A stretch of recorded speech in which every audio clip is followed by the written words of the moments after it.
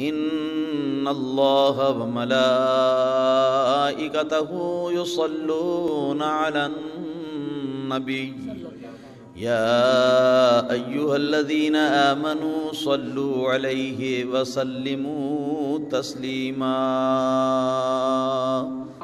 اللہم صلی علی سیدنا مولانا محمد وعلی آل سیدنا ومولانا محمد النبی الامی وعلی ولدہ السید الشیخ عبد القادر الجیلی۔ گرامی قدر حضرات، اس سے قبل کوئی 5-6 حدیثیں یہ بندہ عاجز آپ حضرات کے سامنے پڑھ کر سنا چکا ہے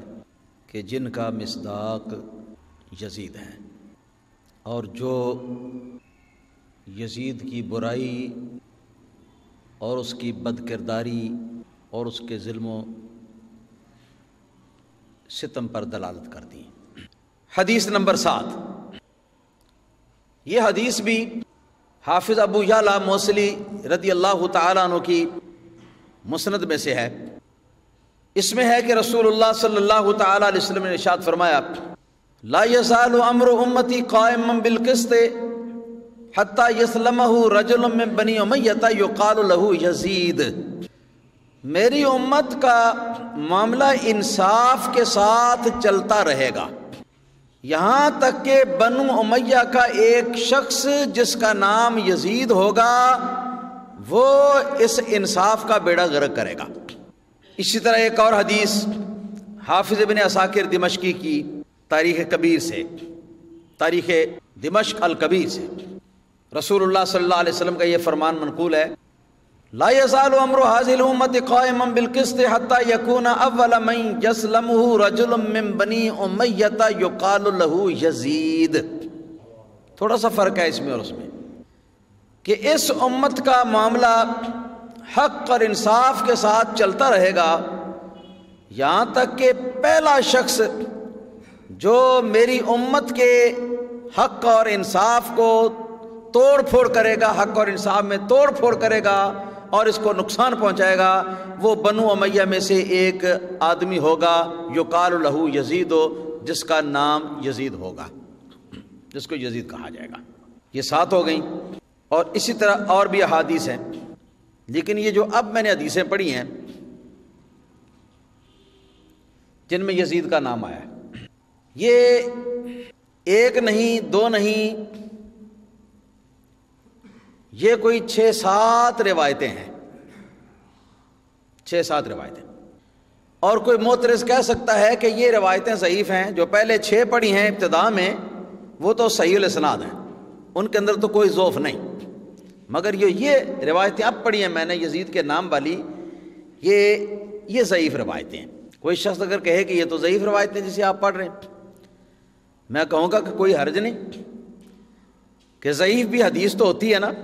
میں ایک عوامی مثال دے کے آپ کو بتاتا ہوں کہ ایک آدمی ہٹا کٹا تندرست ہے، اور اس کے مقابلے میں ایک دوسرا آدمی ہے جو ہڈیوں کی مٹھی ہے، تن پر گوشت نہیں، بہت کم گوشت ہے، دبلا پتلا نہایت لاغر کمزور سا آدمی ہے۔ تو یہ جو ہٹا کٹا ہے یہ صحیح اور تندرست ہے، اور جو دوسرا ہے وہ کمزور اور مریض ہے، بیمار ہے، مگر وہ بھی انسان تو ہے، اور یہ تو نہیں کہہ سکتے کہ وہ ہے ہی کوئی نہیں، یہ تو نہیں کہہ سکتے کہ ہے ہی کوئی نہیں۔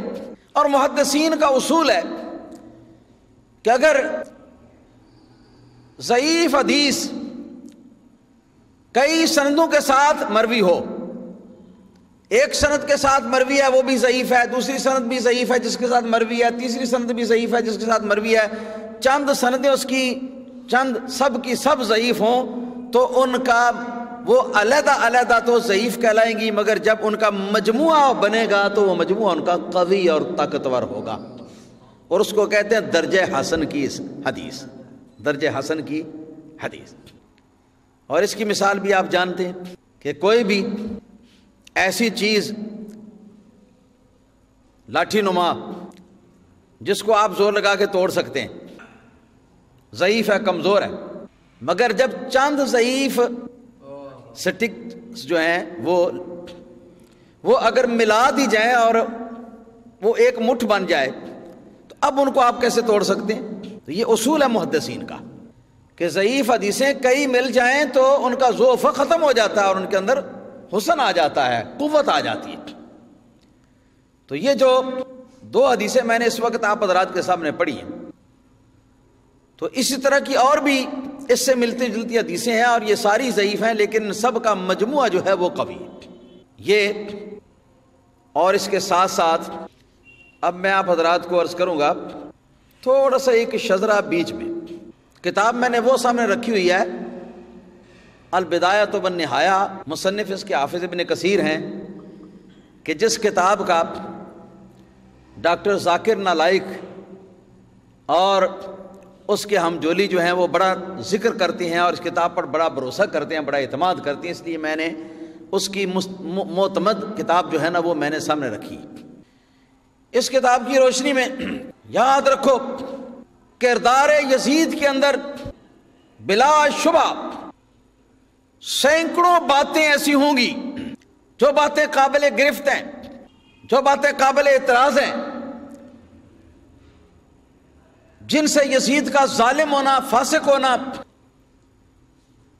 اور بد کردار ہونا، بدکار ہونا ثابت ہوتا ہے۔ مگر ان تمام واقعات میں سے تین بڑے بڑے واقعات ہیں، تین بڑے بڑے واقعات ہیں، اور یہ گویا معمولی نشان نہیں، یزید کی سیرت پر سیاہ معمولی نشان نہیں ہے یہ، بلکہ یہ بہت بڑے بڑے دھبے ہیں جن کو دھو کر صاف نہیں کیا جا سکتا۔ ان میں سے پہلا واقعہ ہے حضرت سیدنا امام حسین رضی اللہ تعالیٰ عنہ اور آپ کی آل اولاد اور آپ کے رشتہ داروں، نبی پاک صلی اللہ تعالیٰ علیہ وسلم کی پیاری پیاری ذریت کے ساتھ جو ظالمانہ اور توہین آمیز، انتہائی توہین آمیز سلوک یزید کے اشارے پر یزید کی حکومت کے اندر کیا گیا ہے۔ حضرت عبداللہ بن عمر رضی اللہ تعالیٰ عنہما کی حدیث مجھے یاد آئی ہے، صحیح بخاری میں نے پڑھی کہ حج پر تھے تو ایک شخص نے جو کہ کوفہ والوں میں سے تھا، ان سے یہ سوال کیا کہ حضور محرم حالت احرام میں جس نے احرام باندھا ہوا اگر اس کے ہاتھ سے مکھی مر جائے اس کا فدیہ کیا ہے؟ پوچھا من این انتا، کہاں کے رہنے والے ہو اے سائل؟ تو عرض کرنے لگا من اہل الکوفہ، کوفہ کا رہنے والا ہوں۔ ہم فرمایا کوفہ عراق؟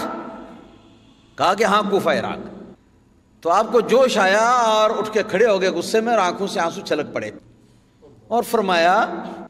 کہ حیف ہے کہ رسول اللہ صلی اللہ علیہ وسلم کے چہیتے شہزادے، آپ کے پیارے نواسے حسین کو اور ان کے ساتھیوں کو بھوکا اور پیاسا رکھ کے تو ان کو کربلا کے میدان کے اندر تم ذبح کرتے ہو اور تمہیں مسئلہ پوچھنے کی ضرورت نہیں پیش آتی، اور جب محرم حالت احرام میں ایک مکھی مار دیتا ہے تو اس کا مسئلہ پوچھنے کے لیے آ گئے ہو، مسئلہ پوچھنے کے لیے آ گئے ہو۔ تو یہ ان تین واقعات میں سے جو بڑے واقعات، بڑے نہایت ہی دل آزار واقعات ہیں پوری ملت اسلامیہ کے لیے اور ہمیشہ رہیں گے، ان میں ایک واقعہ یہ واقعہ کربلا، اور دوسرا واقعہ کربلا کے واقعے کے ختم ہونے کے بعد یزید نے مسلم بن عقبہ کی کمانڈ میں ایک لشکر جرار مدینہ منورہ پر بھیجا۔ وقت ملے گا تو شاید میں ان کی کوئی کہانی بھی آپ کو بتا سکوں گا کہ وجہ کیا تھی۔ اجمالاً ایک کلمہ صرف کہ اہل مدینہ کو جب یزید کے مظالم کا پتہ چلا اور پتہ چلا کہ یہ کس کردار کی شخصیت ہے، تو اہل مدینہ میں سے جن لوگوں نے یزید کی انجانے حالات میں ناواقفی کی بنیاد پر بیعت کی ہوئی تھی انہوں نے بیعت توڑ دی، اور میں صحابہ کرام بھی تھے کثرت کے ساتھ، اور نبی پاک صلی اللہ علیہ وسلم کے صحابہ کی نوجوان اولادیں حضرات ائمہ تابعین بھی تھے۔ تو اس غصے پر جب انہوں نے خروج کیا یزید کے خلاف، اس کے خلاف خروج کا اعلان کر دیا، تو اس نے لشکر بھیجا اور اس لشکر کو یزید پلید نے یہ کہا کہ جس وقت اہل مدینہ پر قابو پالو تو اس کے بعد 3 روز تک شہر مدینہ اور اس کے باسی تمہارے لیے حلال ہیں. حلال ٹھہرا دیا مدینہ اور اہل مدینہ کو. اور حلال ٹھہرائے جانے کا معنی یہ تھا کہ گلی میں کوچوں میں اندر باہر جہاں کہیں جو کوئی ملتا تو اس کو یہ فوراً تلوار سے گردن اس کی اڑا دیتے. اور نبی پاک صلی اللہ تعالی علیہ وسلم کے صحابہ کرام کی پاکیزہ صاحبزادیاں، عفت معاف صاحبزادیاں جو ہیں، ان کے ساتھ یزید کے شامی لشکریوں نے بدکاری کی، جس کے نتیجے میں یہ حافظ ابن کثیر جو ہے یہ لکھ رہے ہیں 1000 کی تعداد میں یہ مدینہ منورہ کی کنواریاں جو صحابہ کرام کی اولادیں تھیں، نعوذ باللہ ثم نعوذ باللہ، وہ بدکاری کے نتیجے میں امیدوار ہو گئیں. اتنا بڑا ظلم مدینہ منورہ والوں پر. اور جن صحابہ کرام کو اور تابعین کو قتل کیا گیا، امام زہری سے کسی نے پوچھا، محمد بن شہاب زہری سے، البدایۃ والنہایہ جلد نمبر 8 ہے، صفحہ نمبر 221 ہے، کم کان القتلى یوم الحرہ، یہ مدینہ منورہ کے اوپر جب یزیدیوں نے حملہ کیا تو کتنے آدمی قتل کیے گئے ہوں گے؟ یہ کسی نے سوال کیا امام ابن شہاب زہری سے. آپ نے فرمایا کہ 700 من وجوہ الناس من المہاجرین والانصار ووجوہ الموالی، فرمایا کہ صرف 700 اکابر صحابہ مہاجرین اور انصار اور ان کے آزاد کردہ غلام، وہ بھی صحابہ کرام میں سے 700 صحابہ کرام جو ہیں وہ شہید کیے گئے ظلماً قہراً. وَمِمَّن لَا أَعْرَفُ مِنْ حُرٍّ وَعَبْدٍ وَغَيْرِهِمْ 10,000، یہ تو وہ ہیں کہ جن کو میں پہچانتا ہوں اور جن کو میں نہیں پہچانتا ان کی تعداد 10,000 ہے. 10,000 مدینہ منورہ کے اندر 700 کی تعداد میں مہاجرین اور انصار صحابہ کرام رضوان اللہ علیہم اجمعین کو ذبح کیا گیا، اور 10,000 افراد ان کے علاوہ اور تھے جن کو مدینہ منورہ کے گلی کوچوں کے اندر ذبح کیا گیا. مدینہ منورہ کی گلیوں کے اندر خون بہا. اور ان 3 دنوں میں مدینہ ان کے لیے حلال تھا، یزید نے حلال کیا ہوا تھا. اور حلال ہونے کا معنی ہے کہ جس عورت کے ساتھ تم چاہو بدکاری کرو، میری طرف سے تمہیں کوئی ممانعت نہیں. اور مدینہ منورہ کے رہنے والوں کے گھروں کے اندر گھس کے جہاں جہاں یزید کے لشکر کو موقع ملا گھر کی ساری دولت اور گھر کا سارا سامان بھی انہوں نے لوٹا. یہ لوٹنا جو ہے وہ علیحدہ ہے. اور اس کے علاوہ صحابہ کرام اور تابعین جو وہاں موجود تھے، ان کی آخری پناہ گاہ مسجد نبوی شریف اور روضہ رسول صلی اللہ علیہ وسلم تھا مدینہ منورہ میں. چنانچہ ان ظالموں نے کیا کہ مدینہ منورہ کی مسجد نبوی شریف اور روضہ رسول صلی اللہ تعالی علیہ وسلم کے پاس جس قدر ان کو مسلمان ملے ان سب کو قتل کیا، اور اس کے بعد اپنے لشکر کے گھوڑے گدھے اور خچر جو ہیں ان کو مسجد نبوی شریف کے اندر اور روضہ رسول صلی اللہ علیہ وسلم کے اندر باندھ دیا. یہاں تک کہ حضرت سعید بن مسیب رضی اللہ تعالیٰ عنہ، حضرت سعید بن مسیب رضی اللہ تعالیٰ عنہ اور دیگر ائمہ تابعین فرماتے ہیں کہ گھوڑے اور گدھے جو تھے وہ نبی پاک صلی اللہ علیہ وسلم کے نماز پڑھانے کی جگہ جو مصلی رسول اور ریاض الجنہ ہے اس کے اندر لید کرتے تھے اور اس کے اندر پیشاب کرتے تھے. 3 روز تک یہ سلسلہ رکھا، اور 3 روز تک نہ اذان کہنے کی کسی کو اجازت دی اور نہ وہاں جماعت کرانے کی کسی کو اجازت دی. دیکھو حیرت آتی ہے ایسے کرتوت دیکھ کر. اسی لیے ہمارے بعض ائمہ نے کہا ہے کہ اس نے اپنے یہ 4 سالہ حکومت کے دور کے اندر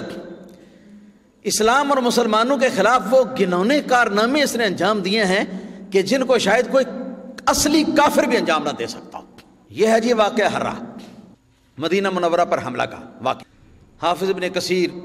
لکھتے ہیں وقد اخطا یزید و خطأ فاحشا، یزید نے بہت بڑی غلطی کی فی قولہ لمسلم ابن عقبۃ ان یبیح المدینۃ ثلاثۃ ایام، جو اس نے اپنے جرنیل مسلم بن عقبہ کو کہہ کے بھیجا کہ 3 روز تک مدینہ منورہ کو حلال ٹھہرا لو۔ وَهَذَا خَطَأٌ كَبِيرٌ فَاحِشٌ، اور یہ نہایت گندی اور نہایت غلیظ اور بڑی خطا ہے۔ مَا مَنْ ذَمَّ إِلَى ذَلِكَ مِنْ قَتْلِ خَلْقٍ مِنَ الصَّحَابَةِ وَالتَّابِعِينَ وَابْنَائِهِمْ، اور اس کے ساتھ جو صحابہ کرام قتل کیے گئے اور جو تابعین قتل کیے گئے اور صحابہ کی اولادیں جو قتل کی گئیں، وہ سارے کے سارے ان کے قتل کے جرم جو ہیں وہ ان کے علاوہ ہیں۔ وَقَدْ تَقَدَّمَ أَنَّهُ قَتَلَ الْحُسَيْنَ أَصْحَابُهُ عَلَى يَدَيْ عُبَيْدِ اللَّهِ بْنِ زِيَادٍ۔ حافظ ابن کثیر دمشقی لکھتے ہیں، البدایۃ والنہایہ جلد نمبر 8 ہے، صفحہ نمبر 222 ہے، لکھتے ہیں کہ ہم اس سے پہلے بیان کر چکے ہیں کہ میدان کربلا کے اندر یزید حضرت حسین رضی اللہ تعالیٰ اور ان کے ساتھیوں کو عبید اللہ بن زیاد کے ذریعے سے قتل کروا چکا تھا۔ وقد وقع فی هذه 3 ایام من المفاسد العظیمة فی المدینة المنورة مما لا يحد ولا یوصف مما لا يعلمه الا اللہ عز وجل۔ فرماتے ہیں کہ ان 3 ایام میں مدینہ منورہ کے اندر، مدینہ نبویہ کے اندر وہ عظیم مفاسد اور فتنے برپا کیے گئے کہ ما لا یحد، جن کی تحدید بھی نہیں، جن کی تعداد بھی بیان نہیں کی جا سکتی، اور ما لا یوصف، ان کا وصف بھی بیان نہیں ہو سکتا۔ کس کا دل گردہ ہو کہ وہ اس کو بیان کرے اپنی زبان سے، ایک ایک واقعہ کو تفصیل کے ساتھ۔ حافظ ابن کثیر فرماتے ہیں وقد اراد بارسال مسلم ابن عقبہ توطئۃ سلطانہ وملکہ ودوام ایامہ من غیر منازع۔ یزید کا مقصد یہ تھا یہ لشکر کشی کرنے سے کہ تاکہ اس کی سلطنت مضبوط ہو جائے اور کوئی اس کے ساتھ لڑائی جھگڑا کرنے والا، اس کا مخالف اپوزیشن وہ نہ رہے، اور اس طرح اس کی بادشاہت جو ہے وہ ہمیشہ کے لیے قائم اور دائم ہو جائے۔ فعاقبہ اللہ بنقیض قصدہ، حافظ ابن کثیر فرماتے ہیں اللہ تعالیٰ نے اس کے ارادے کے برعکس اس کو سزا دی۔ وحال بینہ و بین ما یشتہی، اور جو اس کی خواہشات تھیں ان کے برے اللہ پاک نے رکاوٹیں کھڑی کر دی پورا ہونے سے۔ فقسمہ اللہ قاسم الجبابرۃ، تو اس کو اللہ تعالیٰ نے یزید کی حکومت کو توڑ دیا، اس اللہ نے جو کہ بڑے بڑے جبر کرنے والے جابروں، ظالموں، حکمرانوں کی حکومتوں کو توڑ دیتا ہے، اس نے اس کی حکومت کو توڑ دیا۔ وَأَخَذَهُ أَخْذَ عَزِيزٍ مُقْتَدِرٍ، اور ایک غالب اور بہت بڑی قوت والی ہستی کے طور پر اللہ پاک نے یزید کو سزا دی۔ وَكَذَلِكَ أَخْذُ رَبِّكَ إِذَا أَخَذَ الْقُرَىٰ وَهِيَ ظَالِمَةٌ إِنَّ أَخْذَهُ أَلِيمٌ شَدِيدٌ۔ فرماتے ہیں کہ اسی طرح تیرا رب شہروں کے رہنے والوں کو پکڑتا ہے جس وقت وہ ظلم کرتے ہیں۔ ان اخذہ علیم شدید، اس کی گرفت بڑی ذلیل، بڑی تکلیف دینے والی اور بڑی شدید ہے۔ یہ حافظ ابن کثیر کے یہ ہیں جی وہ ریمارکس، اور اس کے ساتھ 2 واقعہ ہو گئے بڑے، اور تیسرا واقعہ یہ ہے کہ اس کے بعد مدینہ کو فتح کرنے کے بعد یہاں کے لوگوں سے بیعت لی مسلم بن عقبہ نے یزید کے لیے، اور بیعت اس بات پر لی کہ ہاتھ میں ہاتھ دے کر میرے یزید کے لیے بیعت کرو، اس بیعت پر بیعت کرو کہ تم اس کے زر خرید غلام ہو، تم اس کے غلام ہو، اس بات پر معاہدہ کرو کہ تم یزید کے غلام ہو، اور تمہارا کوئی حق نہیں ہے کسی قسم کا یزید کے سامنے، جو کچھ وہ تمہیں نرمی دے تو وہ اس کی طرف سے مہربانی ہوگی۔ اس بات پر بیعت کروائی زبردستی۔ تو یہاں سے فارغ ہونے کے بعد اب مکہ مکرمہ میں بھی اس کے مخالفین کافی تعداد میں موجود تھے، تو اب مکہ شہر بیت اللہ الحرام کو فتح کرنے کے لیے اس نے مسلم بن عقبہ کو بھیجا۔ یہ ابھی راستے میں تھا، مکہ پہنچا نہیں تھا کہ راستے میں اس کی موت کا وقت آ گیا۔ تو اپنے اخیر وقت میں اس نے اپنے نائب کو، جو اس کا نائب اسسٹنٹ تھا، جس کا نام تھا حسین، سواد کے ساتھ حسین بن نمیر، اس کو اپنی جگہ پر کمانڈر مقرر کیا اور کہا کہ لشکر لے جاؤ مکہ مکرمہ، اور جا کے جو کچھ ہم نے مدینہ منورہ والوں کے ساتھ کیا وہ شہر حرام مکہ مکرمہ والوں کے ساتھ کرو۔ تو وہاں جا کے انہوں نے جو ظلم و ستم شروع کیے وہ مدینہ منورہ کی طرز پر ہی تھے، لیکن اس سے بڑھ کر آگے ایک زیادہ جو کام کیا تو وہ منجنیق، جس کو اردو زبان میں گوپھن کہہ سکتے ہیں، اور یوں سمجھو کہ اس زمانے کا جیسے توپ خانہ ہو، اس توپ خانے کو کعبہ شریفہ کی چھت کے اوپر نصب کیا اور بار بار اس سے گولے پھینکتے تھے، آگ کے گولے۔ تو ایک تو اس کے گولے پھینکنے کا وقت جو ہلتی ہے نیچے سے زمین، تو اس کی وجہ سے کعبہ شریفہ کی دیواروں کے اندر دراڑیں پڑ گئیں۔ دوسرے نمبر پہ آگ کے گولے پھینکتے تھے تو یہ آگ کے گولے کعبہ شریفہ کے غلاف کے اوپر بھی پڑے، کعبہ شریفہ کے دروازے جل گئے، کعبہ شریفہ کا غلاف جل گیا، یہاں تک کہ وَاسْوَدَّ الرُّكْنُ وَانْصَدَا فِي ثَلَاثَةِ أَمْكِنَةٍ مِّنْهُ، حجر اسود جو ہے وہ بھی اسی آتش زدگی میں ٹوٹ کر 3 ٹکڑے ہو گیا، ٹوٹ کر 3 ٹکڑے ہو گیا۔ اور آج بھی یہ 3 ٹکڑوں کے نشان اس کے اندر دیکھے جا سکتے ہیں۔ آج تو ایک چاندی کے خول کے اندر ان کو جمع کر کے نصب کیا ہوا۔ یہاں تک کہ ابھی یہ مدینہ والوں کے خلاف غارت گری ان کی جاری تھی، فتح ان کو مکمل حاصل نہ ہوئی تھی کہ خبر آ گئی کہ یزید مر گیا۔ تو یزید کے مرنے کے بعد اب پھر یہ شخص جو ہے یہ اپنی فوج کو لے کر واپس چلا گیا۔ تو یہ 3 کارنامے ہیں جی، باقی سارے چھوڑ دو، یہ 3 کارنامے لے لو تو بھی یزید کے لیے کہیں کوئی جگہ اللہ تعالیٰ کے عفو میں، اس کی معافی میں ملنا ہم نہیں سمجھتے۔ اور خاص طور پر مکہ مکرمہ وہ شہر ہے کہ جس شہر کے اندر اگر چور آ جائے نا، چوری کر کے کہیں سے، ڈاکو آ جائے کہیں سے ڈکیتی کر کے، تو مسلمان حکومت کے لیے جائز نہیں کہ اس کو وہاں سے پکڑے، بلکہ اس کے لیے ایک ایسا ہیلا کرے کہ جس ہیلے کی وجہ سے اس کا دانا پانی بند کیا جائے مثلا، تاکہ وہ پریشان ہو کر وہاں سے باہر نکلے، اور جب باہر نکلے تو اس کو پکڑا جائے۔ من دخلہ کان آمنا، یہ رب کا فرمان تھا۔ یہ وہ شہر ہے جس میں داخل ہوا اسے امان مل گیا۔ جن کو رب نے امان دی ان کی امان کے اوپر غارت گری کرنے والا یہ ذلیل کمینہ یزید، پیر ڈاکٹر ذاکر نائک کا انشاءاللہ قیامت کا دن دور نہیں، پتہ چل جائے گا جب ہم سیدنا امام حسین رضی اللہ تعالیٰ عنہ کے غلاموں کے اندر ہم امام حسین رضی اللہ تعالیٰ عنہ کے ساتھ ہوں گے، اور یہ اس قسم کے ذاکر نائک نالائک جو ہیں یہ یزید کے ساتھ ہوں گے، اور اللہ تعالیٰ کے فرشتے ان کو گھسیٹ کر جہنم کے نچلے طبقوں کے اندر سزا دے رہے ہوں گے۔ مکہ مکرمہ شہر حرام ہے، اور مدینہ منورہ کے بارے میں سرکار دو عالم صلی اللہ علیہ وسلم فرمایا تھا کہ یا اللہ، مکہ وہ شہر ہے جس کو تیرے خلیل نے حرام قرار دیا تھا، اور مدینہ کو میں تیرا حبیب حرام قرار دیتا ہوں۔ تو مدینہ بھی حرام ہے، یہ بھی شہر حرام ہے، تو شہر حرام کے اندر تو ویسی اس قسم کی کرتوت جائز نہیں ہے۔ اور پھر اس کے ساتھ ساتھ لیجئے نبی کریم صلی اللہ تعالی علیہ وسلم کی 8 حدیثیں میں پہلے عرض کر چکا ہوں، اب 9ویں حدیث۔ جس وقت یہ مدینہ منورہ کے اوپر حملہ اور ہر شے تہ و بالہ کیا اور قتل و غارت کیا، تو اس وقت حضرت محمد اور حضرت عبد الرحمن سیدنا جابر بن عبداللہ انصاری صحابی کے صاحبزادے، یہ دونوں فرماتے ہیں کہ جس وقت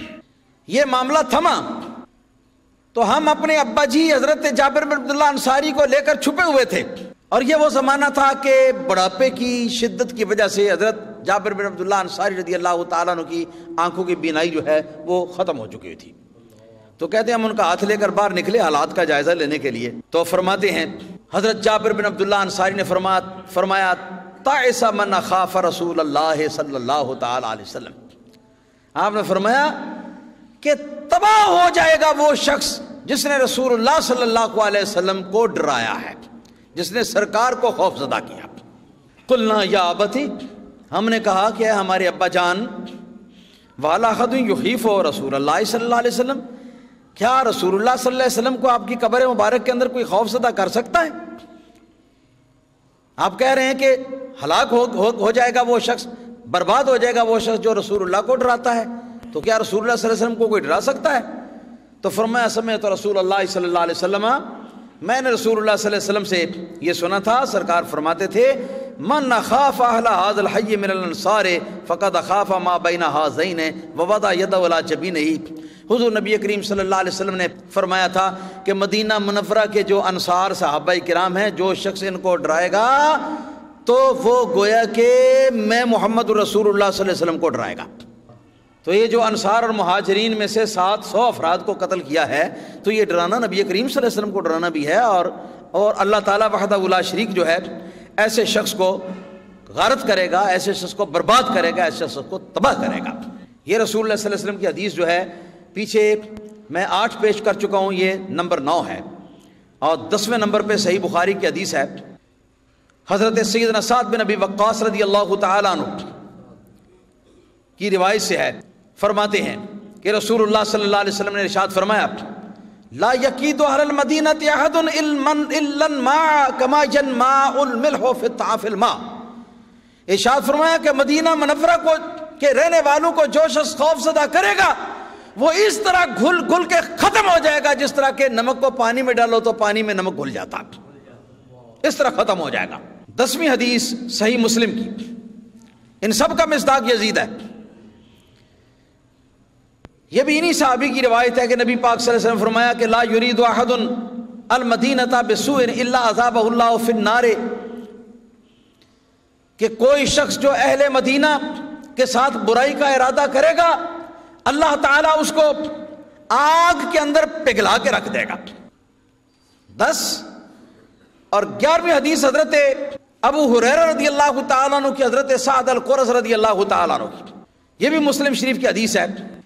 اس کے الفاظ بھی اس سے ملتے جلتے ہیں۔ اور 12ویں حدیث مسند احمد بن حنبل کی ہے،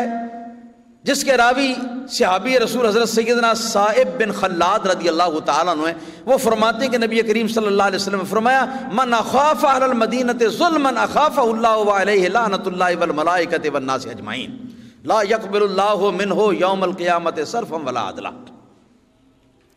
نسائی میں بھی یہ حدیث ہے، سرکار فرماتے ہیں کہ اہل مدینہ کو جس شخص نے خوف زدہ کیا اپنے ظلم کی وجہ سے، اللہ تعالیٰ اسے خوف زدہ کرے گا اور اس پر اللہ کی لعنت ہے اور فرشتوں کی لعنت ہے اور تمام انسانوں کی لعنت ہے۔ قیامت کے دن اللہ تعالیٰ اس کی طرف سے کسی قسم کا کوئی معاوضہ یا معذرت قبول نہیں فرمائے گا۔ یہ 1 درجن حدیثیں ہیں جن کو میں نے یہاں پڑھ کر آپ حضرات کے سامنے بیان کیا۔ ان کے علاوہ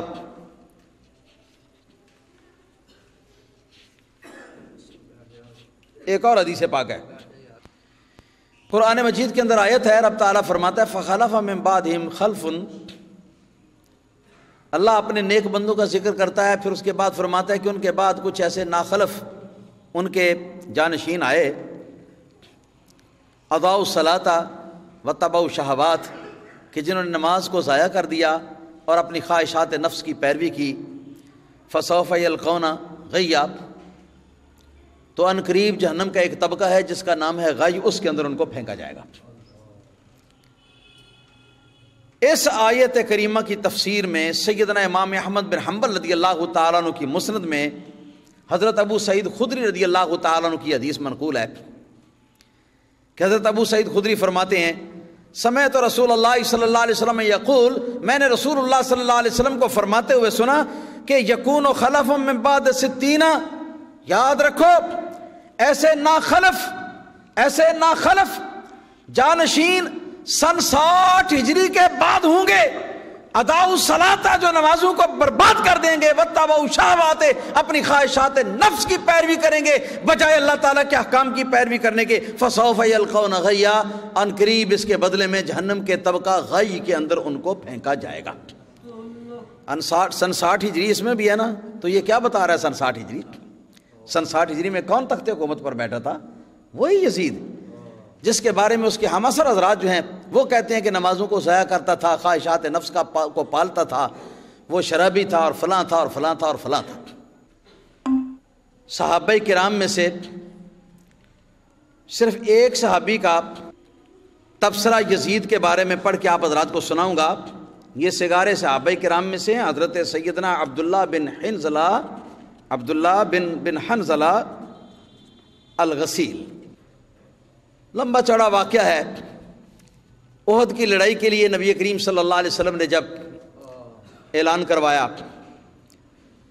تو ان کی نئی نئی شادی ہوئی تھی اور زفاف کی رات تھی،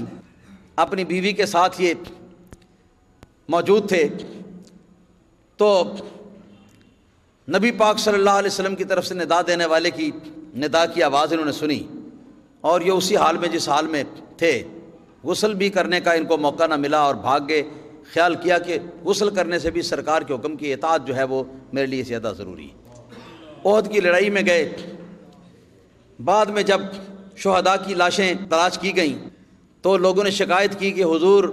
حنظلہ کی لاش نہیں مل رہی، باقی تو سب کے بدن مل گئے ہیں۔ تو آپ نے ارشاد فرمایا آسمان کی طرف آپ نے تھوڑا توقف کیا، یہاں تک کہ جبریل امین علیہ الصلوۃ والسلام حاضر ہوئے اور حاضر ہو کر عرض کیا کہ یا رسول اللہ صلی اللہ علیہ وسلم آسمان کی طرف ذرا نگاہ اٹھا کے دیکھیے۔ جب سرکار نے آسمان کی طرف نگاہ اٹھا کے دیکھا تو دیکھا کہ ایک آسمان اور زمین کے درمیان تخت ہے اور اس کے اوپر حضرت حنظلہ رضی اللہ تعالیٰ عنہ کو فرشتے غسل دے رہے ہیں۔ یہ وہ حضرت حنظلہ رضی اللہ تعالیٰ عنہ، ان کے صاحبزادے حضرت عبداللہ، یہ بھی ان لوگوں میں سے ہیں کہ جنہوں نے پہلے یزید کی بیعت کی ہوئی تھی، مگر واقعہ کربلا کے بعد انہوں نے یزید کے اصل حالات جو ہیں ان کا جائزہ لیا۔ پہلے ان کو پتہ نہیں تھا، ناواقفی کی حالت کے اندر بیعت کر گئے۔ جب پتہ چلا تو باقاعدہ طور پر ایک وفد علماء صحابہ اور تابعین کا لے کے تو یہ شام میں گئے تھے یزید کے حالات کا مشاہدہ کرنے کے لیے، اور جب واپس آئے تو واپس آ کے تو آپ نے اعلان کر دیا کہ ہم یزید کی بیعت کو توڑ دیں۔ پھر کیفیت یہ تھی کہ انہی صحابہ اور تابعین ان کی اولادوں میں سے کوئی تو وہ تھا اپنی پگڑی اتار کر پھینک رہا تھا اور کہتا جیسے میں نے اپنی پگڑی پھینکی اس طرح میں نے یزید کی بیعت کو پھینک دیا۔ کوئی اپنا جوتا اتار کے پھینک رہا تھا اور کہہ رہا تھا جس طرح میں نے یہ جوتا اتار کے پھینک دیا ہے اس طرح یزید کی بیعت کو میں نے پھینک دیا۔ کوئی اپنی چادر پھینکتا تھا اور کہتا تھا کہ جس طرح میں نے یہ چادر پھینک دی اس طرح میں نے یزید کی بیعت کو پھینک دیا، اس کو ختم کر دیا۔ یہ ہیں۔ جب ان سے پوچھا گیا کہ یزید کے ہاتھ پر پہلے بیعت کی، بعد میں اس کے خلاف خروج کیا، یہ کیوں؟ تو آپ نے فرمایا کہ یا قوم اتقوا اللہ وحدہ لا شریک لہ۔ یہ میرے ہاتھ میں طبقات ابن سعد ہے۔ طبقات ابن سعد بڑی مستند کتاب، سند کے ساتھ سارے واقعات اپنے بیان کرتے ہیں۔ امام ابن سعد اس میں اپنی سند کے ساتھ لکھتے ہیں کہ آپ نے فرمایا یا قوم اتقوا اللہ وحدہ لا شریک لہ، اے میری قوم ڈرو اللہ سے، وحدہ لا شریک لہ، جو وحدہ لا شریک ہے۔ فواللہ ما خرجنا علی یزید حتی خفنا ان نرمی بالحجارۃ من السماء، خدا کی قسم ہم نے یزید کے خلاف خروج اس وقت تک نہیں کیا جب تک کہ ہمیں یہ ڈر پیدا نہ ہوا کہ اگر ہم اس کی بیعت نہیں توڑیں گے تو آسمان سے پتھروں کی ہم پر بارش کی جائے گی۔ یہ صحابی رسول ہے۔ ان رجلا ينكح الامهات والبنات والاخوات ويشرب الخمر ويدع الصلاة، کہ یہ ایک ایسا شخص ہے، یزید کے بارے میں کہا کہ جو ماؤں بیٹیوں اور بہنوں کے ساتھ بدکاری کرتا ہے،